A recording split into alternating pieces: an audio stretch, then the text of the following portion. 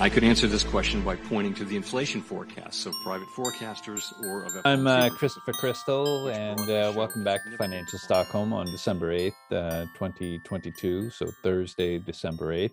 And today we're looking again at the Swedish markets in general, or Scandinavian markets, and what's happening, what's being discussed, and our interpretation. So I think the most pressing issue for Europe is really the electricity. And this is the key because it's the key to any healthy economy, and it's the key to any business investment that's going to be made. We've been making a tremendous amount of investments into renewables in the idea that carbon emissions are going to destroy the planet and destroy our environment. So whether you agree with that or not, the issue has been addressed and been adopted. So we've put up a tremendous amount of windmills. We've put up a lot in solar. There's been a lot of subsidies to do this, which has created a kind of variable pricing model for our energy. And that in turn has caused problems for our nuclear. So we've seen a lot of the nuclear has been shut down in Germany. They've shut down, I think, over 90%, almost 98%. And then in Sweden, we've had a number of shutdowns as well. Although I do see some websites that have said we haven't shut down any. We have indeed. We had the Oskarshamn, we had the Ringhole 1 and 2. We can go on with the details, but you can look at the shutdowns that we've had.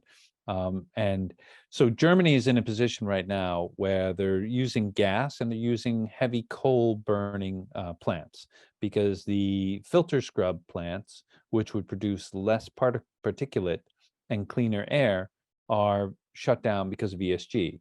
So that creates a problem because it kind of goes against message. The other part to it is that you really shouldn't be using coal.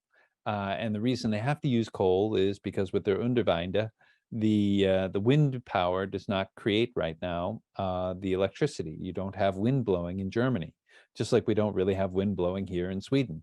So the windmills are sitting idle.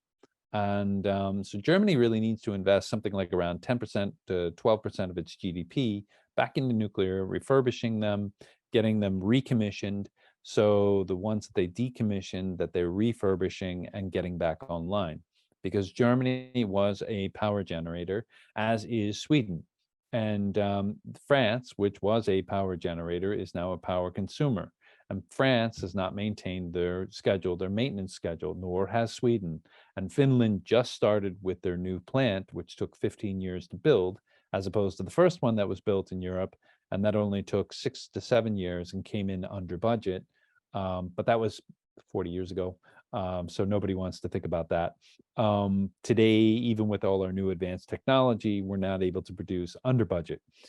Maybe that's a problem of bureaucracy. However, it is important that Sweden get in gear with producing more nuclear. Now, Sweden produces apparently 115% of its own power. So the politicians have been playing a game for the consumer to say, well, we have enough power and we're selling it to Europe.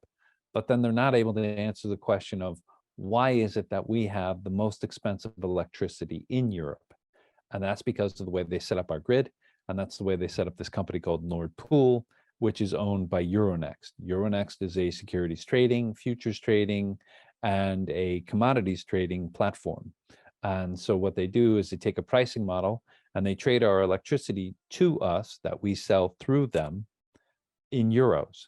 So you have hedging cost involved, and you can trade it in SEK, Swedish kroner. You can trade it in Norwegian because it handles all of our Baltic and Scandinavian countries. But you have to trade it in euros ultimately. So we have an issue there because we don't have the currency in euros, but the company that was set up and created for us does trade in euros. And the company that is set up for us and trading is not in Sweden, it's in the UK. And that company trades through the Amsterdam company, Euronext. So this creates a problem where they're selling back to us our electricity at a higher cost. And then we're paying the most amount in Europe. So if the politicians were smart here, they would be addressing this issue and asking why we were put into a system that's going to sell us something we make at a higher cost. It's kind of like robbing your parents to pay rent to them while living in their house. It doesn't make any sense. So we have that is a strong discussion here in Sweden. We have continued drop in the gas prices for diesel or for gasoline, but the electricity we see going higher will probably go higher this weekend. We're now moving into an actual cold period where we have negative degrees throughout Sweden. And we're now the weather service is either adding propaganda to say this is unusually cold so they can explain why the electricity cost is higher, or they're adding for ESG benefit to say this is why we have such a strong pressing ESG need, because we have this variable weather where we can't predict it. But we have predicted snowstorms, so our train lines will have problems this weekend. And then with the temperature change, we'll have, because of the laws of electrons and temperature changes, you will have problems with the trains. And so these our transport industry, which is now apparently Chinese owned, so the Swedish Rail, the MTR, the Stockholm, the Uppsala, we see will have to deal with a lot of snow, and they will be implementing a new platform system to route the trains throughout Sweden.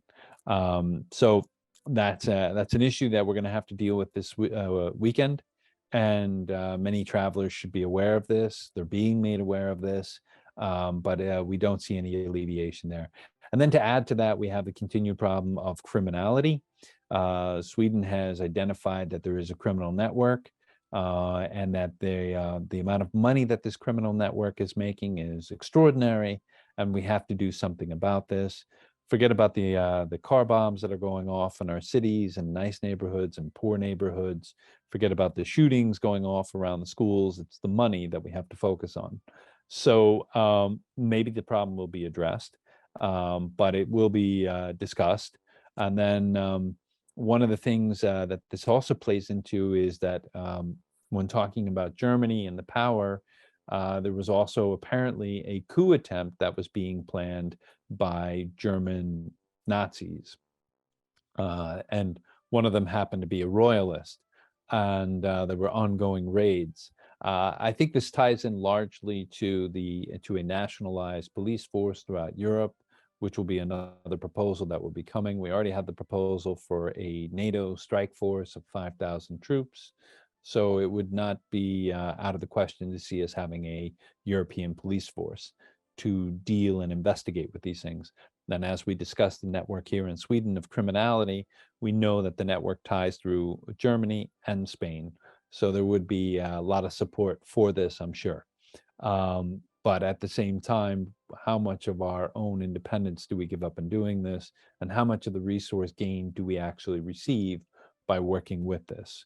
And what would our cost to be a member of the EU be? How much would it be higher? Or would we maintain the same level since we're already paying in more than we get out of it? We'll have to see. But as a final note, the environment will be addressed again. So the EU is now going to look at wolves and review the status and how many wolves should be had. And this comes on the back of Ursula von der Leyen's favorite pony, which was 30 years old, named Dolly, was killed by wolves. And so the day after the wolf killing, the EU Parliament is going to review the wolf status. And that could help out our farmers in places like Dalana. Sweden had between 300 and 400 wolves. And last winter, at the beginning of this year in January, we were going to cull wolves throughout Scandinavia. And so we will see what the status is of the wolves. Many would like to see more wolves. I think wolves are a necessary part of park areas, but I don't want to see wolves when I'm out with my dog, and I don't have a way to protect myself from the wolves. So we'll see what happens with the wolves and what the status is. We did have wolves at one point in Stockholm. I remember when I was biking to work in the winter, I remember seeing one of them in the morning on its way down to Nacka. They eventually caught it and released it, but it's a it's not a it's a little scary when you see how big a wolf is in real life. So we'll see what happens with wolves, and if this will make the Dalana farmers happier. And we'll see what the snow brings us for the weekend, if it causes any delay in the traffic on the trains. And remember, the markets, you can always make money in the markets. Whether you're short, whether you're long, whether you're short-term trading or long-term trading, there's always money to be made in the markets. And so we'll wish you successful trading, and thank you very much.